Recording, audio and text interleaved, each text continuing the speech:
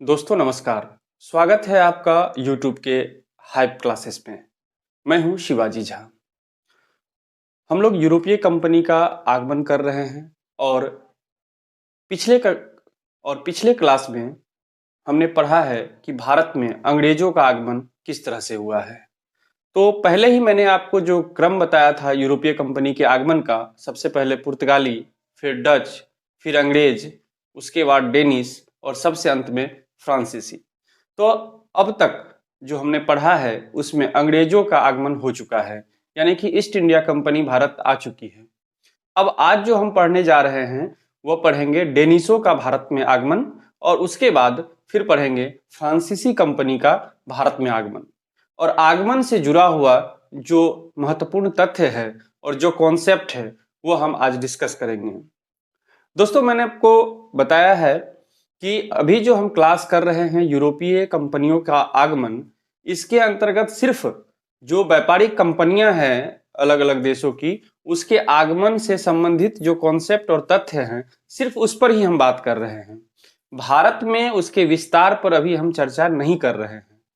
जैसे कि फ्रांसीसी कंपनी के आगमन पर आज हम चर्चा करेंगे, लेकिन फ्रांसीसी कंपनी ने भारत में किस तरह से विस्तार किए और बाद में किस तरह से उन्होंने सत्ता में आने का भी प्रयास किया, यानी कि राजनीतिक जो प्रयास किए, उस पर चर्चा हम आगे करेंगे। अभी फिलहाल सिर्फ जो प्राथमिक तथ्य हैं उनके आगमन से जुड़ा हुआ, उस पर ही हम बात कर रहे हैं।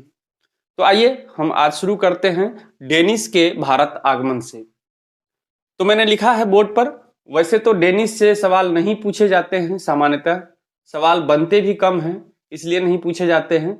लेकिन चूंकि यह एक कड़ी है यूरोपीय कंपनी के आगमन के क्रम में, एक कंपनी डेनिश भी है, इसलिए हम जो कुछ तथ्य उपलब्ध हो पाया है और पूछे जा सकते हैं उसे मैंने एक जगह संग्रहित कर बोर्ड पर लिख दिया है और आपको मैं समझा भी देता हूं। देखिए, पहला पॉइंट मैंने लिखा है डेनिश के बारे में कि डेन 1616 ईस्वी में, एक बात याद रखेंगे, डेनिश का मतलब है डेनमार्क। आज का जो डेनमार्क है उसे ही डेनिश हम कह रहे हैं।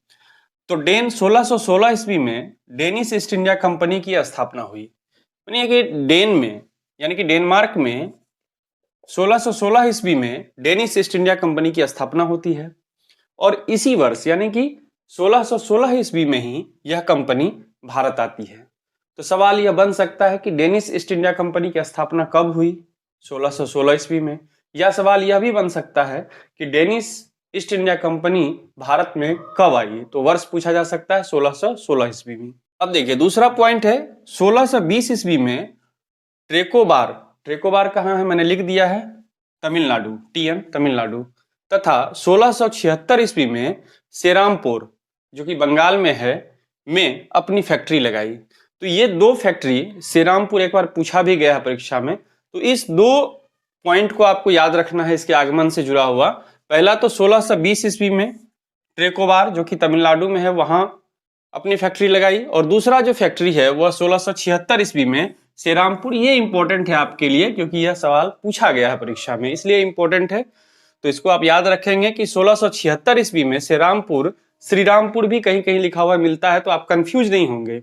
आप जो अंग्रेजी ट्रांसलेशन होता है उसको देख लेंगे ऑप्शन को, और फिर आराम से इसको बना सकते हैं। तो 1676 ईस्वी में सेरामपुर, जो कि बंगाल में अवस्थित है, में अपनी फैक्ट्री लगाई। तो दो फैक्ट्री डेनिशों का जो है वो महत्वपूर्ण है, वो याद रखेंगे आप।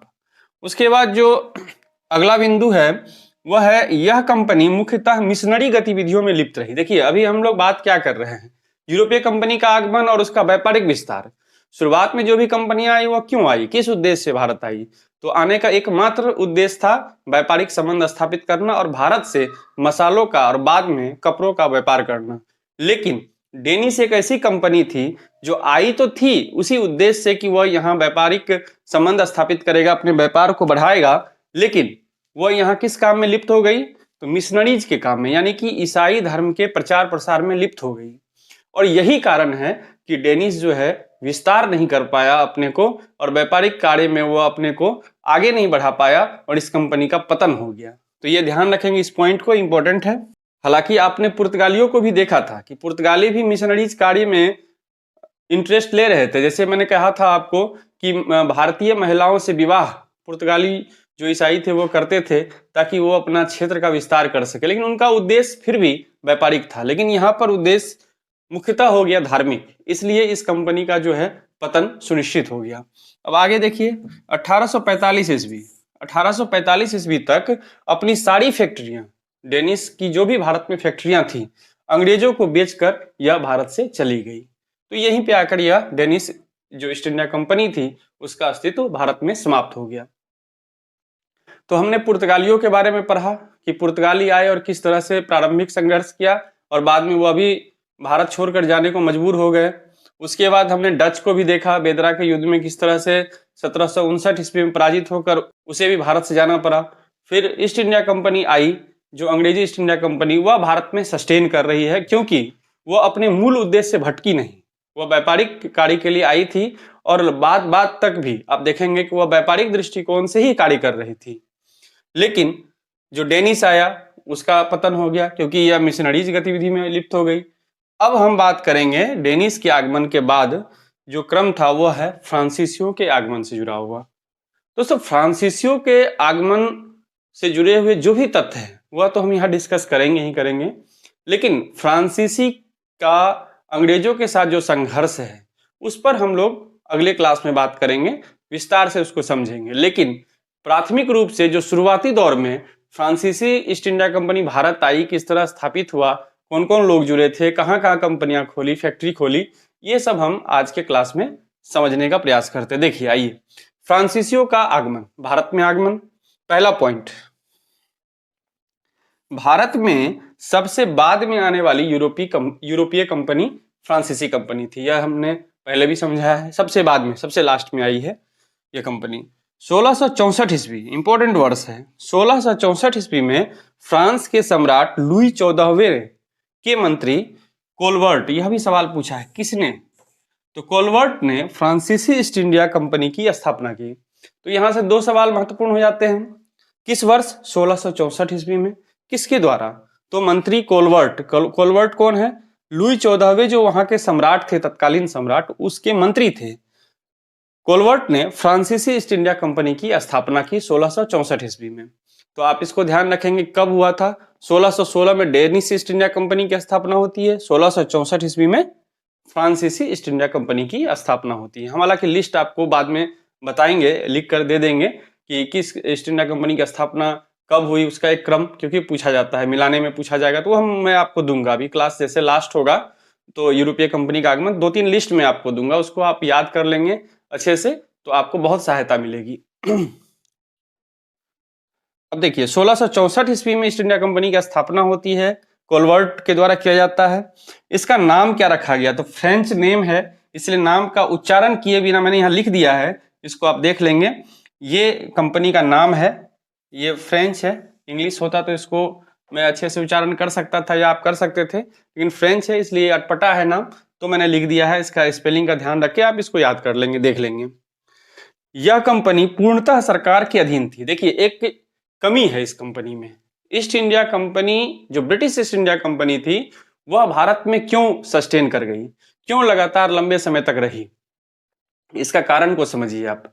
जब हमने पढ़ा था कि 1599 ईस्वी में ब्रिटिश ईस्ट इंडिया कंपनी की स्थापना हुई और 1600 ईस्वी में 31 दिसंबर को वहां की जो महारानी थी उसने क्या किया था, उसको 15 वर्ष के लिए एक व्यापार का एकाधिकार दिया था कि आप व्यापार का एकाधिकार रखते हैं, आप जाकर व्यापार कीजिए, मैं हस्तक्षेप नहीं करूंगा। एकाधिकार का मतलब क्या है? कोई दूसरी कंपनी हस्तक्षेप नहीं करेगी, सरकार हस्तक्षेप नहीं करेगी, वो जिस तरह से व्यापार करना चाहे वो व्यापार करे। बाद के जो शासक हुए, सम्राट हुए, उसने क्या किया, उस एकाधिकार को अनिश्चित काल के लिए बढ़ा दिया। बाद में 1813 ईस्वी में जब हम देखेंगे जो चार्टर एक्ट लाया गया, उसके द्वारा जो east India company, British east India company थी, उसका जो एकाधिकार है उसको समाप्त कर दिया गया और अन्य जो ब्रिटिश कंपनीज थी उसको भी भारत में प्रवेश दिया गया। लेकिन ये 1813 की बात है, उसको हम बाद में समझेंगे। लेकिन यहाँ समझना यह है कि जो ब्रिटिश गवर्नमेंट थी उसका हस्तक्षेप ब्रिटिश ईस्ट इंडिया कंपनी के अंतर्गत बहुत कम था और यही कारण है कि वह कंपनी बहुत गति से ग्रो कर पाई और अपने आवश्यकता अनुसार जो जरूरी था उसके लिए भारत में कार्य करना, उस काम को ही उसने किया। लेकिन फ्रांसीसी ईस्ट इंडिया कंपनी के साथ एक दुर्भाग्य यह था कि यह कंपनी पूर्णतः सरकार के अधीन थी, यानी कि इसमें जो पूंजी लगा हुआ था इस कंपनी में वह फ्रेंच गवर्नमेंट का लगा हुआ था, फ्रांस के सम्राट का लगा हुआ था। और जब फ्रांस के सम्राट का लगा हुआ था तो वह अपने ढंग से इस कंपनी को गवर्न कर रही थी, अपने ढंग से इसके लिए नीति तय कर रही थी। एक व्यापारिक कंपनी होने के नाते उसका मूल उद्देश्य होता है व्यापार का विस्तार करना, लेकिन फ्रांसीसी ईस्ट इंडिया कंपनी का जो मूल उद्देश्य था वह साम्राज्यवादी हो गया था, क्योंकि वहां का सम्राट यह चाहता था कि सिर्फ व्यापार नहीं, भारत पे कब्जा भी करो। तो यह साम्राज्यवादी दृष्टिकोण जो इसके अंतर्गत प्रवेश किया, इसका नुकसान यह हुआ कि फ्रांसीसी ईस्ट इंडिया कंपनी बिना स्थापित हुए ही कई युद्ध लड़ ली और बाद में पराजित होकर भारत से उसे वापस जाना पड़ा। तो अब यहाँ समझिए, इस पॉइंट का अर्थ आप समझ रहे होंगे, बहुत व्यापक अर्थ है और इसी में पूर्णतः सरकार के अधीन थी, इसी में इसके पतन का तत्व भी निहित है। अब अगला पॉइंट, 1667 ईस्वी में फ्रांसिस कैरो, इस व्यक्ति का नाम याद रखेंगे, फ्रांसिस कैरो के नेतृत्व में एक अभियान दल भारत पहुंचता है। देखिए 1667 ईस्वी में, स्थापना कब होती है इस कंपनी की? 1664 ईस्वी में। भारत आया नहीं है यह कंपनी अभी। 1667 में पहली बार फ्रांसिस कैरो के नेतृत्व में यह कंपनी का एक दल जो है वह भारत आता है। फ्रांसिस कैरो ने ही 1668 ईस्वी में सूरत में अपना पहला कारखाना खोला। यह महत्वपूर्ण है, सूरत में पहला कारखाना जो फ्रांसीसी ईस्ट इंडिया कंपनी ने खोला वह कब खोला? 1668 ईस्वी में खोला। यह महत्वपूर्ण है आपके लिए। कंपनी की स्थापना कब होती है? 1664 ईस्वी में होती है। 1667 ईस्वी में क्या होता? फ्रांसिस कैरो के नेतृत्व में एक दल भारत आता है कि कंपनी की भारत में जो मुगल शासक है उससे वो आदेश प्राप्त करे और यहाँ पर एक फैक्ट्री खोल सके। इस बाबत ये आते हैं फ्रांसिस कैरो। सफलता मिलती है। 1668 ईस्वी में सूरत में यह पहला कारखाना खोलता है। अब देखिए सूरत बहुत महत्वपूर्ण हो गया क्योंकि 3 ऐसी यूरोपीय कंपनियां हैं जिसने सूरत में अपनी फैक्ट्री खोली। तो आपको याद रखना है, पहला जो फैक्ट्री हमने जिक्र किया था वह किया था ब्रिटिश ईस्ट इंडिया कंपनी ने 1613 ईस्वी में सूरत में पहली फैक्ट्री लगाई थी। उसके बाद डच ईस्ट इंडिया कंपनी ने 1616 ईस्वी में सूरत में अपनी फैक्ट्री लगाई। वहीं फ्रांसीसी ईस्ट इंडिया कंपनी ने 1668 ईस्वी में सूरत में अपनी फैक्ट्री लगाई। तो सूरत में फैक्ट्री लगाने का अगर वर्ष क्रम पूछा जाएगा तो सबसे पहले 1613 वाला आएगा ब्रिटिश ईस्ट इंडिया कंपनी, फिर 1616 वाला आएगा डच ईस्ट इंडिया कंपनी और सबसे अंत में 1668 ईस्वी में फ्रांसीसी ईस्ट इंडिया कंपनी ने सूरत में अपनी फैक्ट्री लगाई। अब देखिए सूरत के बाद फ्रांसीसियों का जो प्रसार है, जो व्यापारिक प्रसार है, वो देखिए 1669 ईस्वी में गोलकुंडा के शासक से अधिकार प्राप्त कर मसूलीपट्टनम में दूसरी फैक्ट्री लगाई। तो सबसे पहले हमने देखा कि 1668 ईस्वी में सूरत में फैक्ट्री लगाई, फिर मसूलीपट्टनम में दूसरी फैक्ट्री लगाई। मसूलीपट्टनम आपको याद होगा जब हम ब्रिटिश ईस्ट इंडिया कंपनी पढ़ रहे थे तब मैंने आपको बताया था कि 1611 ईस्वी में ब्रिटिश ईस्ट इंडिया कंपनी ने एक अस्थायी यानी कि टेम्पोररी फैक्ट्री लगाई थी मसूलीपट्टनम में। और उससे जुड़ा हुआ 2-3 बात मैंने बताया था कि अगर पूछ दिया जाए कि दक्षिण भारत में पहली ब्रिटिश ईस्ट इंडिया फैक्ट्री कहाँ लगी तो मसूलीपट्टनम इसका उत्तर होगा, आपको बताया था। फिर अगर ऐसा भी पूछ दे कि भारत में पहला ब्रिटिश ईस्ट इंडिया कंपनी द्वारा लगाया गया अस्थायी फैक्ट्री या पहला फैक्ट्री तो भी मसूलीपट्टनम होगा, लेकिन पहला अस्थायी फैक्ट्री कहाँ होगा? सूरत होगा। तो चलिए फिर लौटते हैं हम लोग फ्रांसीसी पे। 1669 ईस्वी में गोलकुंडा के शासक से अधिकार प्राप्त किया फ्रांसीसियों ने और मसूलीपट्टनम में क्या लगाई? दूसरी फैक्ट्री लगाई। पहला कहाँ है? 1668 ईस्वी में सूरत में। अब देखिए 1672 ईस्वी में एडमिरल डे, नाम याद रखना है व्यक्ति का, एडमिरल डे ने गोलकुंडा के सुल्तान से सेंथोम छीन लिया। सेंथोम बहुत महत्वपूर्ण जगह है, बाद में सेंथोमे का युद्ध भी हम लोग पढ़ेंगे। तो सेंथोम जो जगह है वो गोलकुंडा के सुल्तान से छीन लिया। कब? 1672 में। किसने? एडमिरल डे ने। अब देखिए अगला पॉइंट, 1673 ईस्वी में फ्रैंको मार्टिन, नाम याद रखेंगे, फ्रैंको मार्टिन और लेस्पिने, ये दोनों नाम याद रखेंगे, फ्रैंको मार्टिन और लेस्पिने ने वालीकोंडापुरम, वालीकोंडापुरम कहाँ है? वालीकोंडापुरम है तमिलनाडु में। तो वालीकोंडापुरम के सूबेदार शेर खां लोदी से पांडिचेरी प्राप्त किया। देखिए बहुत महत्वपूर्ण है पांडिचेरी, क्योंकि जब हम लोग फ्रांसीसी कंपनी का विस्तार पढ़ेंगे भारत में, तो ये पांडिचेरी जो है ये होगा इसका मुख्यालय, यहीं से सारा प्रसार होगा, इसका क्षेत्र जो विस्तार करेगा ये वो यहीं से होगा, पांडिचेरी से होगा। तो पांडिचेरी का महत्व है, आगे अभी कर्नाटक युद्ध हमें पढ़ना है तो उसमें समझेंगे पांडिचेरी के महत्व को। तो फिलहाल आप समझिए कि पांडिचेरी कहाँ से प्राप्त हुआ, किसने प्राप्त किया, तो फ्रैंको मार्टिन और लेस्पिने ने सूबेदार शेर खां लोधी से। कहाँ के सूबेदार, वालीकोंडापुरम, कहाँ है, तमिलनाडु में।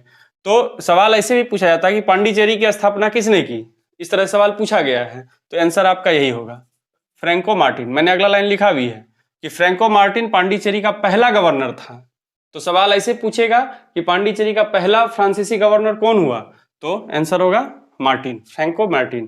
पूछेगा पांडिचेरी की स्थापना किसने की, किस फ्रांसीसी गवर्नर ने या फ्रांसीसी अधिकारी ने, तो आपका उत्तर होगा फ्रैंको मार्टिन। तो आप एकदम इसको याद कर लीजिए। अब देखिए, फ्रैंको मार्टिन ने इसकी स्थापना की, पहला गवर्नर भी बना पांडिचेरी का, और यहाँ पर बाद के समय में एक फोर्ट यानी कि एक किला का भी निर्माण हुआ, उस किला का नाम था फोर्ट लुई। तो किला का नाम भी पूछता है कि मिलाने वाला में कौन सा किला कहाँ का है, तो वो एक लिस्ट में दूंगा आपको बाद में, लेकिन फिलहाल जैसे जैसे मैं पढ़ा रहा हूँ उसको आप नोट डाउन करते जाइए, अपना नोट्स बनाते जाइए, ये आपको बहुत लाभ पहुंचाएगा। तो फिलहाल यहाँ क्या ध्यान रखना है कि पांडिचेरी में कौन सा किला बनाया गया, तो फोर्ट लुई बनाया गया, ये ध्यान रखिएगा। देखिए, कोई भी जो किला बनाया जाता है इसका क्या मतलब होता है, मैं यहाँ समझा देना चाहता हूँ कि बार बार ये टर्म आता रहेगा। कोई भी जो किला बनाया जाता है वो वास्तव में एक सुरक्षित क्षेत्र तैयार किया जाता है। किलाबंदी तो आप समझते ही हैं, किलाबंदी करने का मतलब क्या है, किलाबंदी करने का मतलब है सुरक्षित घेरा तैयार करना, और उसके अंदर में या तो सेना रखना है या कोई भी जो आप एक्टिविटी सुरक्षित क्षेत्र में करना चाहते हैं तो वो करते हैं। तो अभी चूंकि ये लोग व्यापारी थे तो ये लोग क्या करते थे, व्यापारी कोठी खोलते थे, प्रशासनिक केंद्र खोलते थे, तो जो ऑफिसेस खोली जाती थी वो सुरक्षित रहे, इसलिए फोर्ट का निर्माण कराया जाता था। तो फोर्ट लुई बनाया गया था, कहां पर, पांडिचेरी में। अब देखिए अगला पॉइंट, 1773 ईस्वी में बंगाल के नवाब शाइस्ता खां ने फ्रांसीसियों को एक जगह किराए पर दी। कौन सा जगह दिया, वो जगह था चंद्रनगर। तो इसी जगह चंद्रनगर की स्थापना फ्रांसीसियों ने की थी। एक क्षेत्र दिया था, खाली एरिया दिया गया था नवाब शाइस्ता खां के द्वारा फ्रांसीसियों को, उस जगह पर क्या किया, फ्रांसीसियों ने चंद्रनगर की स्थापना की। बहुत महत्वपूर्ण क्षेत्र रहा है फ्रांसीसियों के लिए चंद्रनगर, तो ये आपको याद रखना है। सवाल ऐसे पूछता है, क्षेत्र दे देगा या कोई फैक्ट्री का नाम, कोई स्थान का नाम, और फिर पूछेगा आपसे कि किस कंपनी के अधिकार क्षेत्र में था। तो चंद्रनगर किसके अधिकार क्षेत्र में था, पांडिचेरी किसके अधिकार क्षेत्र में था, तो आपको पता होना चाहिए कि यह फ्रांसीसी ईस्ट इंडिया कंपनी के कब्जे में था। 1773 में यह प्राप्त किया था। किससे प्राप्त किया था, व्यक्ति का नाम याद रखना, नवाब शाइस्ता खां से प्राप्त किया था। कब प्राप्त किया था, ध्यान रखना है। चंद्रनगर कहाँ है, तो निश्चित है कि बंगाल में होगा, क्योंकि बंगाल के नवाब से ही प्राप्त किया गया है। इस तरह से इसको याद रख सकते हैं आप। अब देखिए, चंद्रनगर में भी एक फोर्ट का निर्माण कराया गया, यानी कि एक किले का निर्माण करवाया गया, और उसका नाम क्या था, फोर्ट ओरलियंस। फोर्ट ओरलियंस याद रखिएगा। अभी देखिए, फोर्ट लुई की बात की मैंने, कहां पर, पांडिचेरी में। अब क्या है, फोर्ट ओरलियंस कहां पर है, वो है चंद्रनगर में। कहां पे, चंद्रनगर में। चंद्रनगर कहां है, बंगाल में। अब देखिए आगे आइए, अब इसको समझिए। 1693 ईस्वी में डचों ने पांडिचेरी छीन लिया। अब देखिए क्या स्थिति बनती है, डच जो है पांडिचेरी छीन लेता है। किससे छीन रहा है, ये छीन रहा है फ्रांसीसियों से, छीन लिया। किंतु 1697 ईस्वी में रेजविक की संधि, बहुत महत्वपूर्ण है ये, रेजविक की संधि से इसको वापस कर दिया गया। देखिए, रेजविक की संधि ये भारत से संबंधित नहीं है। रेजविक की संधि जो है ये हो रहा है यूरोप में। यूरोप में वास्तव में क्या है कि 1688 ईस्वी से, देखिए मैं यहाँ लिख रहा हूं, इसको समझ लेंगे आप। 1688 से 1697 ईस्वी तक एक युद्ध चला था। उस युद्ध का नाम था 9 ईयर्स वॉर। 9 ईयर्स वॉर याद रखिएगा, 9 ईयर्स वॉर, 9 वर्षीय युद्ध इसको कहते हैं। तो 9 वर्ष तक एक युद्ध चला था 1688 से 1697 ईस्वी तक। इस युद्ध में किस किस ने भाग लिया था, तो एक तरफ फ्रांस था और दूसरी तरफ एक अलायंस था। एक अलायंस था, उस अलायंस में ग्रांड अलायंस जिसको कहते हैं, उस अलायंस में मेंबर कौन थे, उस अलायंस में थे डच, मुख्य रूप से डच थे। उसके साथ इंग्लैंड था यानी कि ब्रिटेन था, उसके साथ ऑस्ट्रिया थी। इस तरह के देश मिलकर एक अलायंस बनाया हुआ था, सो ग्रांड अलायंस कहा गया। और दूसरे तरफ अकेला कौन था? फ्रांस था। तो ये जो युद्ध लड़ा गया, इस युद्ध को कहा गया 9 इयर्स वॉर। और 1697 ईस्वी का जो समय है वो वास्तव में इस युद्ध के समापन का वर्ष है। और यह समापन कैसे होता है? तो एक शांति समझौता के तहत, जिसका नाम है रेजविक की संधि या ट्रीटी ऑफ रेजविक। तो इस संधि के तहत इस युद्ध का समापन होता है। और इसी युद्ध के समापन के बाद जो है, चूंकि यह शांति समझौता था, तो इसके तहत क्या किया जाता है? डच जो है वह पांडिचेरी जो छीन लिया था फ्रांसीसी से, उसको वापस कर देता है। तो ये संधि भी आप याद रखेंगे, संधि भी पूछ सकता है कब हुआ था, किस युद्ध का परिणाम था। तो 9 इयर्स वार कहाँ हुआ था? तो यूरोप में। किस किस के बीच में हुआ था, यह भी ध्यान रखेंगे आप। अब देखिए अगला पॉइंट, 1721 ईस्वी में मॉरिशस, ये क्षेत्र विस्तार है, फ्रांसीसियों का जो क्षेत्र विस्तार है, किस वर्ष कहां पर कब्जा कर रहा है ये, या कहां पर फैक्ट्री खोल रहा है। कब्जा का मतलब यहां पर सिर्फ फैक्ट्री खोलने से है, क्योंकि व्यापारिक दृष्टिकोण से विस्तार चल रहा है अभी। तो 1721 ईस्वी में मॉरिशस में, 1725 ईस्वी में मालाबार स्थित माहे, बहुत महत्वपूर्ण क्षेत्र रहा माहे, पहले भी हमने चर्चा किया है इसका। तो 1725 ईस्वी में माहे पर कब्जा करता है। 1739 ईस्वी में कारिकल पर यह कब्जा कर लेता है। कौन? फ्रांसीसी ईस्ट इंडिया कंपनी। लेकिन स्थिति यह होती है कि यह अधिकार करने की जो प्रवृत्ति थी फ्रांसीसियों की, यह धीरे धीरे राजनीतिक अधिकार की प्रवृत्ति में बदल गया और इसने एक साम्राज्यवादी नीति अपनाया। मैंने पहले भी जिक्र किया है कि फ्रांसीसी ईस्ट इंडिया कंपनी जो थी वह फ्रांस के सम्राट के अंतर्गत कार्य करती थी, उसके अधिकार क्षेत्र में काम करती थी। तो सम्राट का क्या उद्देश्य था? साम्राज्य का विस्तार करना। तो इसी उद्देश्य को फ्रांसीसी ईस्ट इंडिया कंपनी भारत में अपनाने लगी। और इसका परिणाम यह हुआ कि सीधा सीधा यहाँ जो क्षेत्र के अपहरण का या क्षेत्र के हरण का जो प्रयास किया गया, क्षेत्र पर कब्जा का जो प्रयास किया गया, तो स्थानीय शासक से फ्रांसीसियों का टकरार हुआ। और टकरार हुआ तो उसमें जो ब्रिटिश ईस्ट इंडिया कंपनी थी उसने भी इंटरेस्ट लिया, क्योंकि वह नहीं चाहता था कि जो फ्रांसीसी ईस्ट इंडिया कंपनी है वो अपना पैर पसारे और मजबूत हो। तो स्थानीय शासकों को बाद में जो ब्रिटिश ईस्ट इंडिया कंपनी है वह सहयोग करती है, समर्थन करती है, ताकि फ्रांसीसियों को भारत से बाहर किया जा सके। और इसी का परिणाम होता है कर्नाटक युद्ध। तो हम अगले क्लास में 3 कर्नाटक युद्ध के बारे में पढ़ेंगे और उसको समझेंगे कि किस तरह से यह 3 कर्नाटक युद्ध ने यह तय कर दिया कि भारत में केवल ब्रिटिश ईस्ट इंडिया कंपनी ही रहेगी और फ्रांसीसी ईस्ट इंडिया कंपनी को भारत से बेरंग वापस लौटना पड़ेगा। तो आप देखते रहिए हमारा YouTube channel hype classes, like कीजिए, सब्सक्राइब कीजिए, शेयर कीजिए और इसका लाभ उठाते रहिए। धन्यवाद।